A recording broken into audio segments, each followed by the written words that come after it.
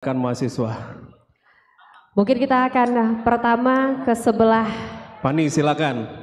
kiri terlebih dahulu, silakan. Yang kotak-kotak biru boleh berdiri.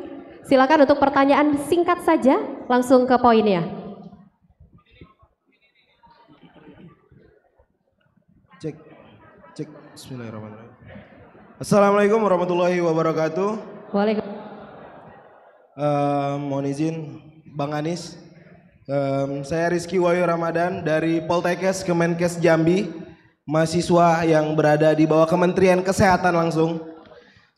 Yang ingin saya tanyakan jelas ini perihal kesehatan.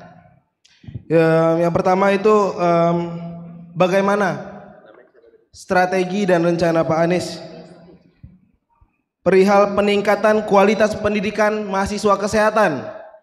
Karena tentunya bahwasanya memang kesehatan adalah aspek yang seksi menurut saya, karena di seluruh aspek itu ada kesehatan. Yang kedua itu bagaimana serapan lapangan pekerjaan nanti untuk tenaga kesehatan dan tenaga medis. Karena kami ini mahasiswa kesehatan yang akan langsung merasakan bagaimana regulasi-regulasi kesehatan yang sudah ada sekarang ini. Yang ketiga itu perihal kesejahteraan tenaga medis dan kesehatan. Perlu diketahui bahwasanya memang dari Satgas COVID-19 kemarin masih ada surat kaleng yang masih menuntut bahwasanya haknya itu belum diberikan kepada Satgas itu. Dan yang terakhir yang ingin saya tanyakan, kenapa hanya pendidikan dokter spesialis yang dirubah menjadi tenaga kesehatan? Kami punya tenaga kesehatan itu ada promosi kesehatan, ada kesehatan lingkungan, ada farmasi. Kenapa hanya terkesan bahwasanya hanya dokter yang menjadi tenaga kesehatan? Terima kasih. Oke, ini sepertinya Bang Rizky ini agak borong pertanyaannya ya. Nanti kita batasi satu orang hanya satu pertanyaan ya. Mungkin akan langsung ditanggapi oleh Bang Anies Baswedan. Kami persilahkan. Silakan Bang Anies, atau banyak. kita mau ada 3 untuk pertanyaan. beberapa sesi. Ya. Oke, baik. Silakan untuk teman-teman rekan-rekan mahasiswa dan juga OKP. Mungkin kita boleh ke belakang terlebih dahulu, yang di sebelah belakang. Kami persilahkan.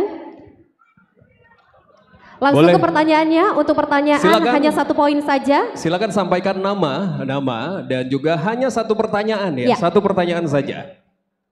Assalamualaikum, selamat siang Pak Anies. Maksud saya Bang Anies. Perkenalkan, Abang, saya Kurniananda. Ya, Kurniananda, ex-presiden mahasiswa Universitas Jambi serta mahasiswa pasca sarjana teknologi pendidikan.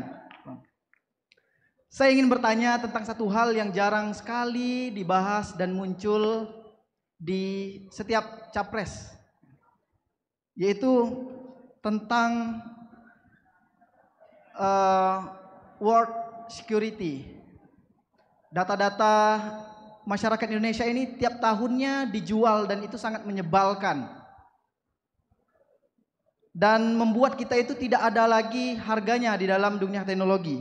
Apa yang dapat Bapak lakukan nanti dalam menjaga data-data kita agar tetap aman, dan bagaimana membiasakan, mengenalkan dan juga menerapkan ke peserta didik tentang pentingnya teknologi dalam pendidikan.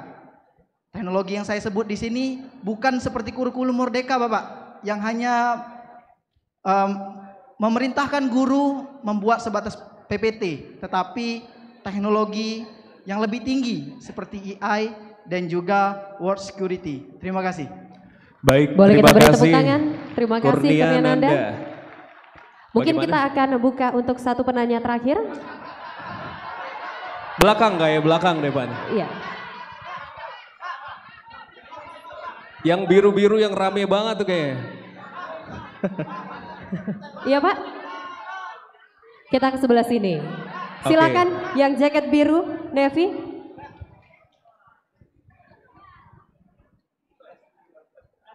Langsung ke poinnya. Assalamualaikum warahmatullahi wabarakatuh. Baik, sebelumnya perkenalkan, nama saya Sirajuddin YS. Saya ucapkan terima kasih dan selamat datang Bang di Provinsi Jambi. Jadi gini Bang, Provinsi Jambi adalah memiliki salah satu sektor perekonomian yang mana yaitu industri pertambangan, Bang. Salah satu industri ini pertambangan batu bara memainkan peran sentral perekonomian regional yang menghasilkan sumber daya energi penting bagi Indonesia. Dari segi ekonomi industri ini memberikan lapangan pekerjaan yang cukup besar untuk warga Provinsi Jambi, Bang. Dan sumbangsi yang signifikan pada tingkat pendapatan daerah. Namun di balik kayanya sumber daya Indonesia Jambi, banyak sekali permasalahan yang mana sangat kompleksitas, Bang. Di antaranya dampak lingkungan dan sosial yang harus dikelola dengan bijaksana. Tapi sangat disayangkan, sudah belasan tahun industri ini datang dan hadir di Provinsi Jambi, banyak dinamika yang belum terselesaikan sampai hari ini, Bang.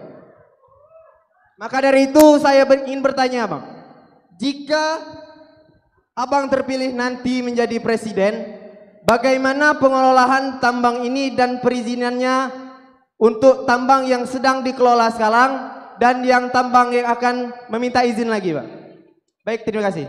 Oke, dengan siapa tadi namanya? Sirajudin, Bang. Sirajudin. Mungkin untuk Yudi, Sirajudin, ada pandangan mungkin Ada pandangan, dari Anda Bang. sendiri, dari pribadi? Saya malah seperti saya katakan tadi, tentu mendengar masalah bagus, tapi kalau boleh ada pandangan tidak? Menurut mahasiswa bagaimana yang harus dikerjakan? Enggak, kasih aja kepada Bung Sirajudin lagi mikrofonnya tadi. Kan beliau, Silakan. supaya gini maksud saya, kami ingin mendengar, Bung. Anda kan lihat di sini masalahnya. Menurut Anda apa ya langkah yang perlu dikerjakan ya? Oke, jadi gini, Bang. Dunia pertambangan ini sangat merugikan menurut saya, Bang. Yang pertama, sudah puluhan nyawa mahasiswa yang hilang akibat tambang batubara ini, Bang. Dikarenakan transportasi yang terjadi saat ini di Provinsi Jambi sangat amburadul, Bang. Dan yang kedua, tambang yang Transportasi. Oke. dan yang kedua, Bang, tambang batubara ini ada kemungkinan yang belum mendapatkan izin, Bang. Ilegal. Iya, Bang. Baik, hanya itu. Terima kasih. Baik, terima kasih teman-teman mahasiswa. Yap. Kita tutup dulu sesi untuk pertanyaan pertama. Kita akan berikan kepada Bang Anies dulu untuk menjawab 3 pertanyaan pertama dari teman-teman mahasiswa dan juga OKP. Silakan Bang Anies. Kita akan dengarkan tanggapan dulu dari Bang Anies Baswedan. Kami persilakan. Ya, makasih. Bung Rizky, tadi yang terkait dengan kenapa hanya dokter yang disebut sebagai tenaga kesehatan, mana Bung Rizky? Saya juga heran. Ini undang-undang yang baru ya? Ya, jadi sepanjang yang saya tahu ada tenaga medis dan ada tenaga kesehatan. Dan tenaga kesehatan itu jauh lebih luas. Jadi banyak pertanyaan sesungguhnya yang muncul dari keputusan kemarin. Dan ini salah satu hal yang kami ingin koreksi. Apa itu? Penyusunan undang-undang yang dilakukan secara tergesa-gesa sehingga tidak melibatkan berbagai pandangan yang sahih untuk didengarkan dan dipertimbangkan. Dan itu kemudian membuat kualitas undang-undang kita menjadi menurun. Efeknya apa? Perdebatannya terjadi sesudah undang-undang ditetapkan. Harusnya perdebatan terjadinya kapan? Sebelum. Contoh lain IKN. IKN sama, debatnya sesudah ditetapkan, sudah disesahkan, apa yang terjadi? Jadi politis. Kalau kritis dianggap anti pemerintah, kalau pro setuju dianggap pro pemerintah. Hanya karena sudah ditetapkan sebelum dibahas dengan lengkap.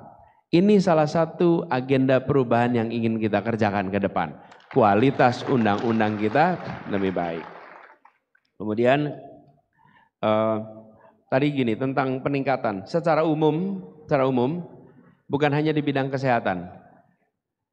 Pendidikan yang sifatnya aplikasi itu harus dekat dengan sektor di mana itu dipraktekkan.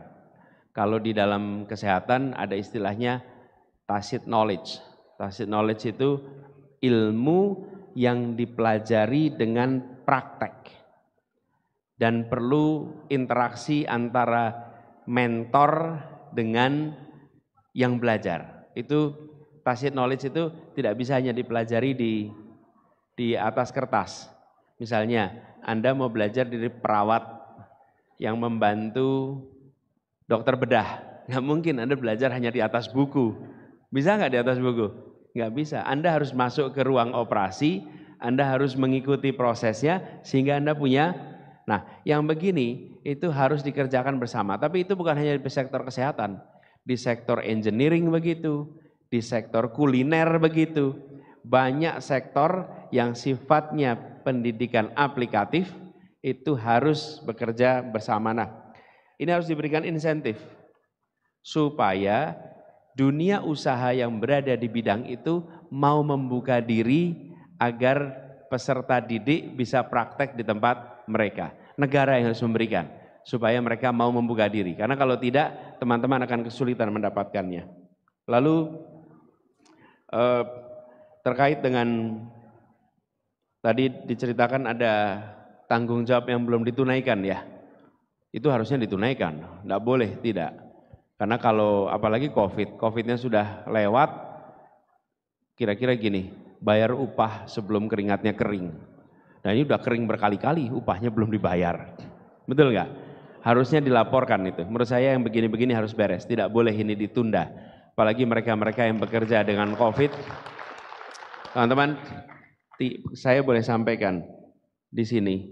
Saya diberikan kesempatan oleh Allah untuk menghadapi ujian yang cukup besar.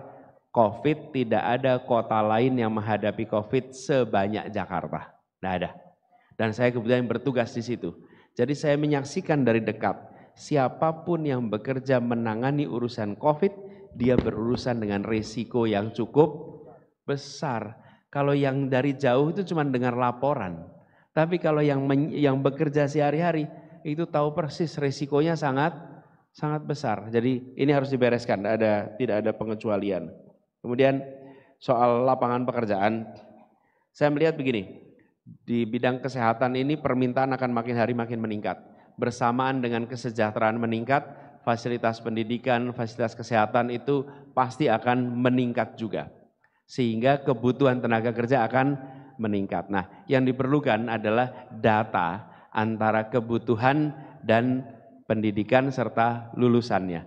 Saya melihat ke depan disiapkan semacam pusat clearing house yang membutuhkan bisa melaporkan, yang lulus bisa mendapatkan informasi tentang lapangan pekerjaan di dunia kesehatan, gitu ya. Bung Kurnia, soal teknologi pendidikan, ya, saya setuju sekali soal ini. Hari ini pendidikan kita itu unik. Anak kita abad 21, gurunya abad 20, sekolahnya abad 19. Ya, coba Anda lihat. Cara ngatur ruang kelasnya, cara ngatur kelas abad 19. Gurunya abad 20, anaknya abad 21. Jadi gap. Nah, siapa yang harus paling banyak belajar di sini? Gurunya. Gurunya yang harus belajar sehingga walaupun ruangannya settingnya abad 19, tapi dia harus bisa mengajar dengan pendidikan pendekatan abad 21 dan harus pakai teknologi. Jadi apa yang Anda sampaikan itu benar. Nah, yang kedua, jangan kita menerapkan teknologi saja. Saya usul nih. Apalagi untuk Indonesia. Kenapa? Jangan kita ikut-ikutan gaya mengambil keputusan beberapa pihak yang menganggap Indonesia itu sama semua. Sama semua. Sehingga teknologi apa yang digunakan sangat ditentukan dengan kebutuhan yang ada di tempat tersebut. Karena itu saya sering sampaikan, tujuannya bukan menerapkan teknologi, tujuannya memanfaatkan teknologi untuk membangun potensi anak. Jadi tujuannya ngembangkan potensinya, pakai teknologi. Kalau kita berpikir menerapkan, ya kita terapkan saja. Yang penting teknologi sudah diterapkan. Itu beda sekali cara pandangnya. Nah, kemudian soal data security, ini PR besar. KPU saja kemarin bobol datanya. Ini PR di kita, bukan hanya di dalam bidang pendidikan, tapi di semua bidang harus ada keseriusan untuk menangani soal security data. Mudah-mudahan nanti Bung Kurnia bisa ikut terlibat langsung untuk ngurusin security data ya. Makasih.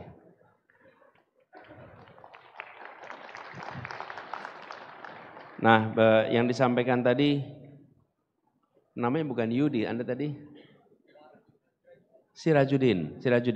Terima kasih Bung Sirajudin. Jadi jalan yang sama dipakai untuk angkutan batu bara dan dipakai untuk kendaraan masyarakat sehingga jalannya rusak, sehingga sering kecelakaan, sehingga merugikan bagi masyarakat, sementara yang batu bara mendapat keuntungan, gitu ya kira-kira. Betul ya? Kenapa tidak dibuat jalan khusus ya? Hah? Janji itu aja. Jadi apakah pernah ada rencana membuat jalan khusus? Tapi tidak pernah selesai. Rencana itu yang membuat siapa? Yang membuat siapa?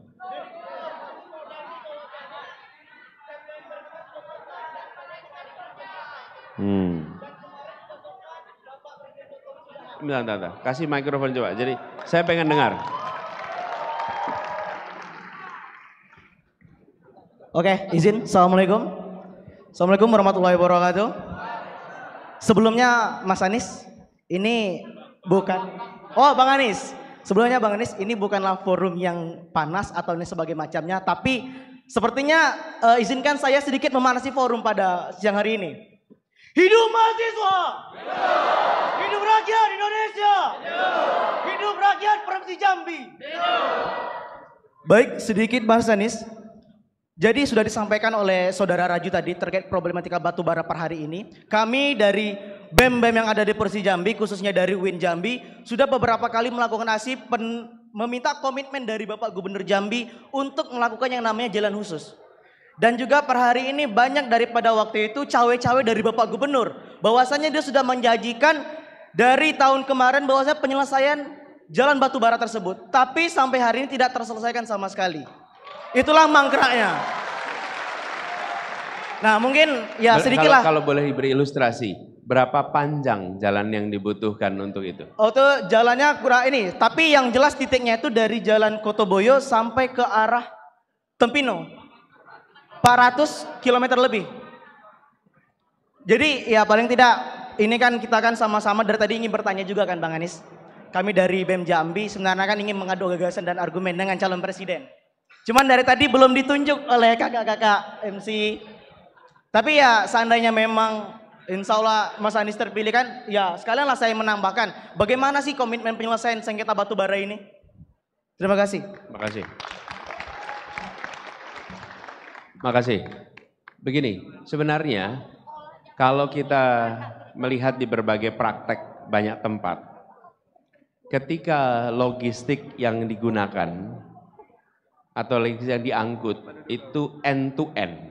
End to end itu artinya berangkat dari satu titik sampai ke titik lain dan tidak perlu berhenti di tengah. Sebenarnya yang paling efisien itu selalu rel kereta. Rel kereta. Kenapa? Karena dia tidak perlu berhenti di mana-mana. Lain kenapa pakai kendaraan mobil? Supaya namanya aja mobil, supaya mobile. Mobile artinya bisa bergerak kanan kiri. Tapi kalau barangnya dari ujung ke ujung selalu menggunakan pendekatan kereta, itu jauh lebih efisien. Investasi di awalnya mungkin mahal, tapi jangka panjangnya menjadi murah. Menurut saya itu salah satu opsi yang harus dieksplorasi ke depan. Ya. Dan sesungguhnya kalau kita lihat sejak era kolonial dulu ketika teman-teman lihat jalur kereta api itu selalu jalur logistik untuk batu bara di Sawah Lunto, untuk di Pelaju BBM dan lain-lain. Nanti, tapi saya melihat begini, kalau itu pakai jalan, maintenance-nya mahal sekali. Karena truk-truk yang lewat tuh volume bebannya besar sekali. Besar sekali. Perawatannya akan mahal. Kami termasuk yang melihat kereta api ini harus dibangun lebih banyak lagi. Supaya jalur-jalur yang sifatnya itu end to end kebutuhannya itu bisa menggunakan kereta api. Dan insya Allah itu jauh lebih efisien. Kita coba explore opsi itu ke depan ya. Teman-teman, saya termasuk yang ingin kalau membuat janji sudah bikin studi dulu. Saya tidak ingin membuat janji untuk tepuk tangan. Saya ingin membuat janji untuk bisa dilaksanakan. Itu berbeda sekali. Supaya bisa terlaksana. Jadi, tapi saya mendengar soal itu. Lalu yang kedua, soal tambang ilegal.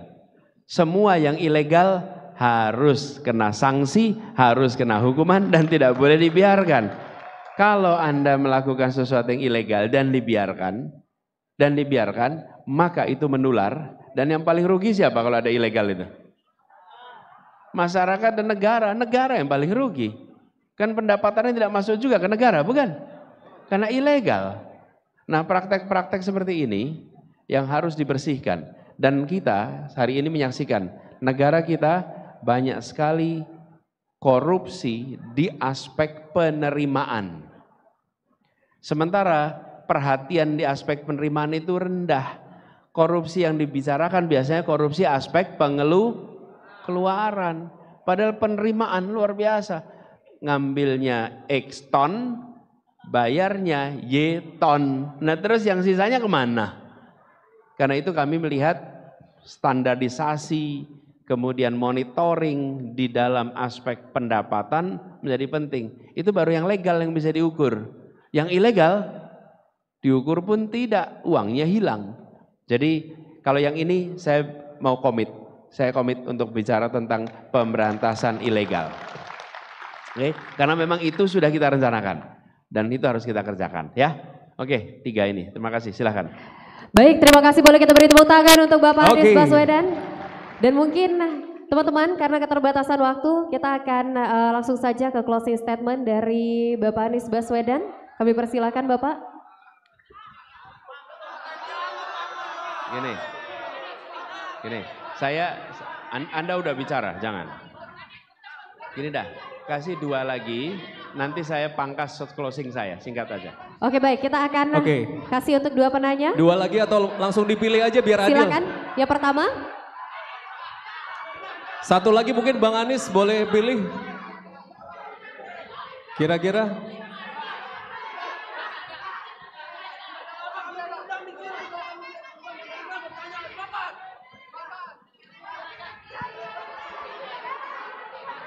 Sebentar. Teman-teman kondusif, kalau tidak kondusif kita tidak akan lanjutkan diskusi hari ini. Kalau nggak kondusif nggak kita lanjutin. Mohon untuk kondusif. Sebentar. Kita sama-sama tertib. Sebentar. Setuju, sepakat, kita sama-sama tertib teman-teman. Oke, tadi kan sebelah sini sudah ya. Sebelah sini sudah. Kita lanjut mungkin yang sebelah sini sini. sudah ya kan. Sini yang belum. Ya, kami persilakan yang baju putih boleh. Oke. Silakan ke poin pertanyaannya. Cek. Assalamualaikum warahmatullahi wabarakatuh. Terima kasih atas kesempatannya. Perkenalan saya Doni Anggara dari Sarulangun, Pak. Doni, Pak. Doni. Dari komunitas remaja peduli sesama, Pak. Jujur, Pak, saya grogi sekali karena bukan karena ramai, tapi karena aura presiden Bapak itu kuat sekali, Pak. Kemudian saya tidak banyak bertanya, saya mungkin nanti singkat saja Pak. Ini terkait isu lokal, isu daerah, yang mana ini juga masuk dalam visi misi Bapak terkait pemerataan infrastruktur Pak ya di setiap daerah.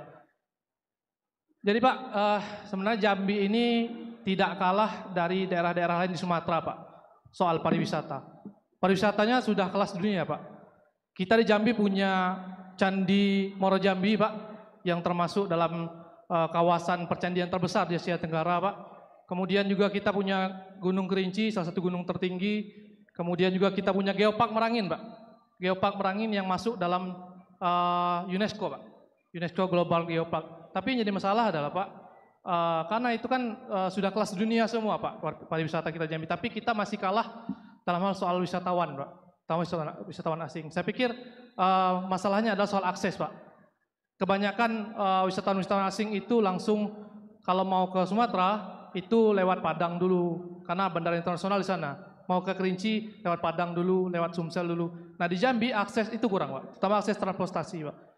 Mungkin ke depan akses transportasi itu dibangun di Jambi, terutama bandara internasional, Pak, kalau bisa di Jambi. Langsung ke pertanyaan, supaya nanti, silakan. Bisa membantu perekonomian, terutama dalam hal pariwisata di Jambi, Pak. Terima kasih. Baik. Oke, izin, teman-teman izin. Ini dari tadi yang bertanya cowok-cowok semua. Kita berikan satu penanya terakhir untuk perempuan. Satu untuk perempuan, kita akan berikan. Satu untuk perempuan, silakan. Baik, mungkin boleh Bang Anis yang pilih atau kita yang pilih, Bang? Langsung saja kita yang pilih. Silakan, Bani. Silakan.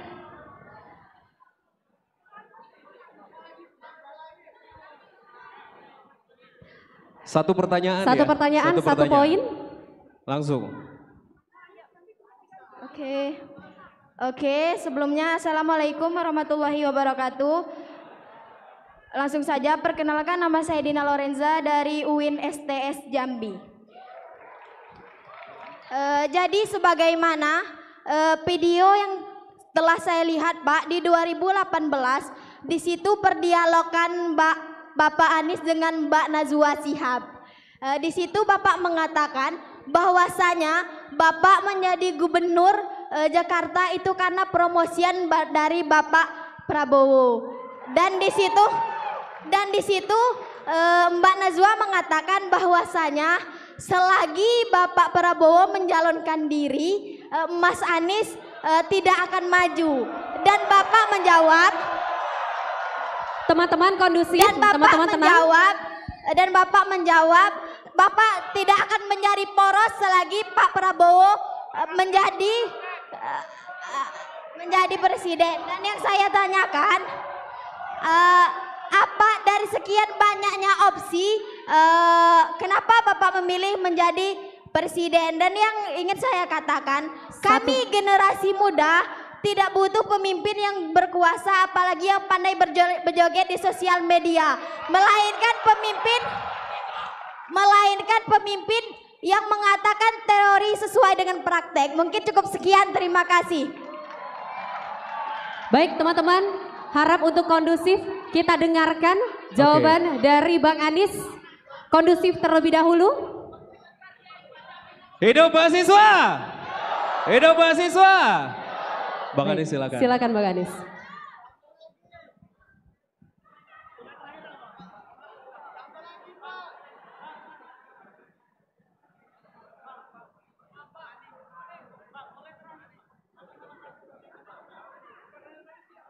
Gini, teman-teman, ini teman-teman sekalian, kita senang sekali bahwa teman-teman punya aspirasi yang banyak, punya pikiran yang banyak. Itu artinya kita tidak diam. Saya mohon kalau teman-teman berkenan, Anda tuliskan, tapi tolong tuliskan nama dan nomor HP juga, sehingga saya bisa komunikasi lebih jauh ya. Kenapa teman-teman? Kalau memungkinkan sih pengen dialognya itu panjang terus. Di sisi lain ada teman-teman yang juga sudah menunggu untuk kegiatan berikutnya dan saya harus meneruskan perjalanan. Jadi inginnya segalanya serba panjang, tapi mudah-mudahan walaupun singkat substansinya sampai ya. Bung Doni, tentang pariwisata yang potensinya besar tetapi belum tumbuh. Nah begini, potensi pariwisata yang besar itu harus ditopang dengan fasilitas pendukung. Yang utama adalah konektivitas, transportasi pertama. Yang kedua, kenyamanan ketika berada di lokasi. Fasilitas di lokasinya itu harus membuat yang berlibur tidak repot, tapi betul-betul bisa berlibur sesuai dengan keinginan mereka. Dan disitulah kenapa perlu menyiapkan infrastruktur penunjang yang standarnya tinggi. Yang ketiga, perlu ada pekerja pariwisata yang melayani dengan standar pengunjung, bukan standar tuan rumah. Ini beda ya. Pengunjungnya datang dengan standar pelayanan yang mereka pernah alami di tempat-tempat lain, lalu datang ke tempat pariwisata yang baru, ternyata standar pelayanannya tuan rumah beda dengan tamu. Apa yang terjadi? Tamunya kecewa. Karena itu standar pelayanan harus ditingkatkan, dan itu artinya kualitas pelayanan dan orang-orang yang bekerja harus ditingkatkan standarnya. Jadi dalam jangka pendek infrastruktur, dalam jangka menengah vokasi dan pelatihan supaya pelayanan akan bisa setara.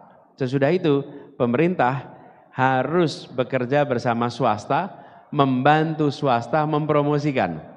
Karena kalau pemerintah yang mempromosikan biasanya cuma jadi pameran-pameran aja tuh di kanan kiri.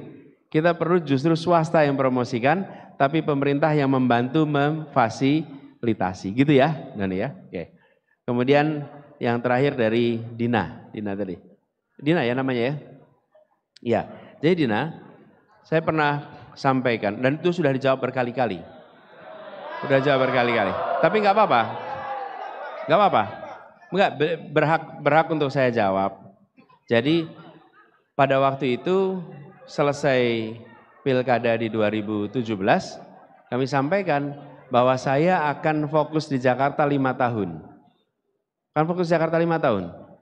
Kalau ada undangan apapun, saya tidak mau terlibat. Bahkan di tahun 2018, saya diundang oleh beliau untuk menjadi calon wakil presiden. Dan saya sampaikan, saya komit pada warga Jakarta untuk berada di Jakarta 5 tahun. Itu janjinya. Dan pada saat yang bersamaan, saya juga diminta oleh yang lain. Ada 3 partai yang meminta saya menjadi calon presiden. Tahun 2019, saya diminta jadi calon presiden. Didatangi, diminta, saksinya ada di situ. Dan saya katakan tidak. Tidak, kenapa? Saya sudah komit pada Pak Prabowo bahwa di 2019 ini saya akan konsentrasi Jakarta dan saya tidak akan memotong pencalonannya Pak Prabowo di 2019. Nggak mau. Karena komitmen saya di Jakarta, saya jawab. Jadi diminta jadi wakil, saya tidak bersedia. Jadi calon wakil, diminta jadi capres juga tidak bersedia. Sampai saya tuntas di Jakarta. Ketika sesudah tuntas Jakarta, saya orang merdeka yang boleh mengambil keputusan apapun juga. Betul kan? Gitu. Lalu, ya, kenapa? Siap. Udah ngerasain beneran ya? Siap. Nah teman-teman, saya mendengar tadi menyebut soal konflik agraria. Betul ya? Ya. Bukan. Ini adalah, bukan, saya nggak mau mendengar pertanyaannya lagi karena waktunya terbatas. Tapi saya ingin sampaikan, ini adalah salah satu masalah yang banyak dirasakan oleh masyarakat, apalagi di daerah yang ada perkebunan. Betul kan? Nah, jadi di sini ada, di Sumatera Selatan ada, di banyak tempat itu banyak kejadian. Di Jakarta pun ada. Jadi konflik soal agraria ini bukan hanya di pedesaan, tapi juga di perkotaan. Kami menangani khusus yang perkotaan. Dan kita akan membuat tim untuk penanganan ini, prinsipnya satu. Kita harus menegakkan keadilan dalam soal ini. Keadilan. Saya pernah ditanya, saya lupa di Lampung atau di mana, ditanya, Pak Anies apa berani melawan oligarki? Terus saya jawab, saya tidak pernah berencana melawan siapapun. Saya berencana melawan apa? Melawan ketidakadilan. Itu yang akan saya hadapi. Jadi bukan siapanya, tapi apanya. Karena kalau siapanya, repot kita, nanti jadinya benci kita pada siapa, betul tidak? Yang kita tidak sukai adalah ketidakadilan. Yang dilawan adalah ketidakadilan. Itu yang harus kita hadapi, itu yang kita berantas. Betul ya? Nah, jadi siapapun yang mempraktekkan ketidakadilan, kita hadapi sama-sama. Oke? Gitu kira-kira teman-teman. Jadi saya nanti akan mencatat. Tadi beberapa yang itu tolong dituliskan aja dulu. Ya, ya, termasuk tadi orang dalam itu. Oke? Karena itu merusak tatanan Republik ini. Bukan hanya dalam urusan swasta, teman-teman. Promosi pegawai negeri. Siapa menjadi kepala, siapa menjadi, betul tidak? Itu banyak sekali yang tidak pakai meritokrasi. Nanti lama-lama kuliah nilai juga pakai orang dalam, repot kita. Ya, weh, PR kita banyak. Teman-teman sekalian, izinkan saya mengakhiri dengan menyampaikan pada semuanya teman-teman. Teman-teman, masalah di Republik ini banyak. Masalah di Republik ini banyak. Mungkin saya tidak bisa menyelesaikan semua masalah itu. Mungkin saya dan Gus Imin tidak bisa menyelesaikan semua masalah itu. Tapi yang pasti kami akan memulai dengan mengubah semua masalah menjadi jalan keluar. Kita ubah. Tidak akan didiamkan. Mungkin sebagian perlu waktu, tapi kami tidak akan diam dan tidak akan melanjutkan. Yang pasti kita akan lakukan itu. Lalu teman-teman sekalian, saya tidak minta Anda untuk mendukung saya. Saya tidak minta Anda untuk menyukai saya, tidak minta. Terserah, teman-teman silahkan pilih. Saya tidak minta, tapi yang saya akan minta cuma satu. Dua sebetulnya. Satu, saya minta Anda jangan menyia-nyiakan hak pilih Anda. Itu nomor satu. Jangan disia-siakan. Karena Anda tidak memilih, kalaupun 60% di ruangan ini tidak memilih, yang memilih hanya 40%, tetap diambil keputusan berdasarkan yang 40%. Yang 60% itu hanya mubadir begitu saja. Jadi jangan sia-siakan, yang satu. Yang kedua, saya meminta Anda menjadi orang yang rasional. Rasional. Rasional itu artinya apa? Menggunakan rasio. Rasio itu artinya perbandingan. Perbandingan. Bandingkan, kalau memang menurut Anda mata itu penting, ya bandingkan aja matanya satu sama lain. Kalau menurut Anda soal fisik itu penting, bandingkan aja fisiknya. Kalau menurut Anda yang penting itu latar belakangnya, bandingkan latar belakangnya. Bebas, tidak ada larangan Anda membandingkan faktor apapun juga. Kalau menurut Anda faktor apalagi ya, bentuk rambutnya, boleh. Tidak ada larangan, yang penting dibandingkan. Betul tidak? Boleh. Boleh. Boleh aja. Tidak ada larangan dan tidak ada keharusan membandingkan apanya. Tapi bandingkan. Oke? Bandingkan. Nah, kalau saya usul, bandingkan rekam jejaknya. Bandingkan rekam karyanya. Bandingkan rekam prestasinya. Karena Anda sedang memilih orang untuk memegang kewenangan. Apa tugas terpenting dari pemegang kewenangan? Mengambil keputusan. Dia akan mengambil keputusan. Dan ketika mengambil keputusan, Anda harus yakin bahwa keputusan yang dia ambil adalah keputusan yang untuk kepentingan semua. Bukan kepentingan kelompok, bukan untuk kepentingan yang kecil. Bismillah, insya Allah Jambi, mahasiswanya pemilih rasional semua. Terima kasih semuanya. Terima kasih kesempatan ngobrolnya, dialognya. Salam hangat buat semua dan terima kasih sudah memilih hadir. Anda bisa menceritakan pada diri sendiri bahwa di saat Indonesia di persimpangan jalan, Anda bukan penonton. Anda menjadi bagian yang memilih untuk melakukan perubahan. Makasih. Assalamualaikum warahmatullahi wabarakatuh. Waalaikumsalam warahmatullahi wabarakatuh. Boleh kita beri tepuk tangan yang paling panas sekali lagi untuk Bang Anies Baswedan. Kami mohon izin Bang Anies untuk tetap berada di tempat. Dan kami mengundang untuk 5 penanya yang sudah bertanya tadi untuk dapat maju ke depan karena ada souvenir merchandise dari Bang Anies Baswedan untuk 5 penanya tadi. Silakan yang merasa bertanya di sesi pertama dan sesi kedua kami mohon maju ke depan. Kondusif teman-teman. Tolong kondusif semuanya. Kondusif teman-teman. 1, 2, 3, 4. Hanya yang bertanya. Hanya yang bertanya yang naik. Hanya yang bertanya. Oke, baik. silakan. Mungkin nanti untuk sesi foto-foto dan juga dokumentasi teman-teman yang lainnya yang baru saja memberikan pertanyaan mungkin boleh langsung untuk turun ke bawah. Baik, kita cukupkan untuk kertas dari teman-teman pertanyaan. Silakan Cukup. untuk dapat melipir ke bagian kanan. Cukup untuk Teman-teman pengambilan boleh. dokumentasi. Mohon izin rekan-rekan semua. Baik, kita tutup untuk sesi pertanyaan. Bapak, tolong dibantu Tolong teman-teman. kondusif teman-teman semua. Baik. Ya, boleh Baik, terima langsung kasih. berbaris yuk. Silakan 1 Boleh. 2 3 4 5. Baik, Kumpul. terima kasih. Dina, sebelah sana, Di sebelah sana. Oke. Ini dia untuk 5 penanya tadi Bapak. Silakan Bang Anies. Baik, masing-masing akan mendapatkan souvenir dari Bang Anies Baswedan berupa buku. Ya tentunya semoga ini juga akan menambah pengetahuan bagi teman-teman mahasiswa. Boleh kita beri tepuk tangan sekali lagi paling meriah teman-teman sekalian. Indonesia adil dan makmur untuk semua. Kita boleh berfoto, silakan teman-teman sekalian yang mungkin berada di belakang.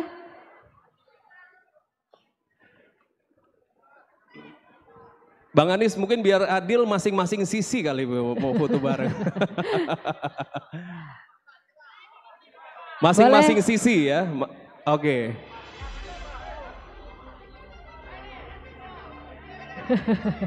Boleh turun? Ayo Yang boleh sudah turun. Cukup. tadi diberikan Ayo merchandise. silakan turun. Siap, yuk Fani kita Story. boleh turun.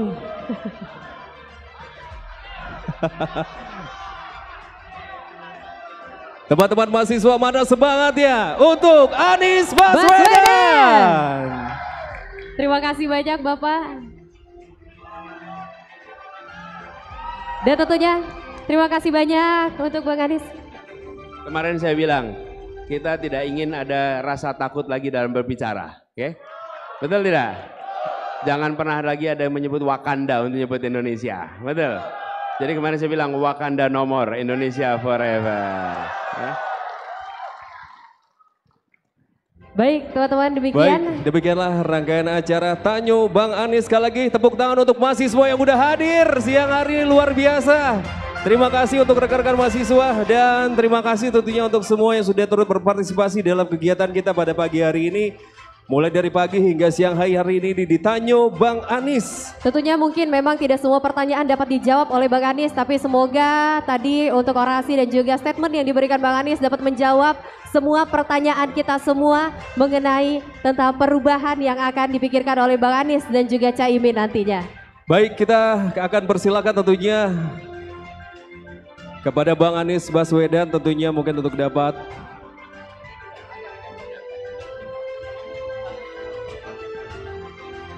dan teman-teman semua kami juga terus menghimbau rekan-rekan mahasiswa, rekan-rekan OKP dan seluruh tamu undangan untuk tetap kondusif. Kondusif teman-teman, tertib dan jangan ada dorong-dorong atas satu sama lain. Demikianlah rangkaian acara kita di siang hari ini. Tanyo Bang Anies, dialog kebangsaan Anies Baswedan bersama dengan mahasiswa, organisasi kepemudaan dan paguyuban Provinsi Jambi. Tentunya kami sebagai pemandu acara rangkaian Tanyo Bang Anies kali ini memohon maaf apabila selama berlangsungnya acara ada kesalahan kata dan perbuatan. Kami akhiri dengan wassalamualaikum warahmatullahi wabarakatuh. Anies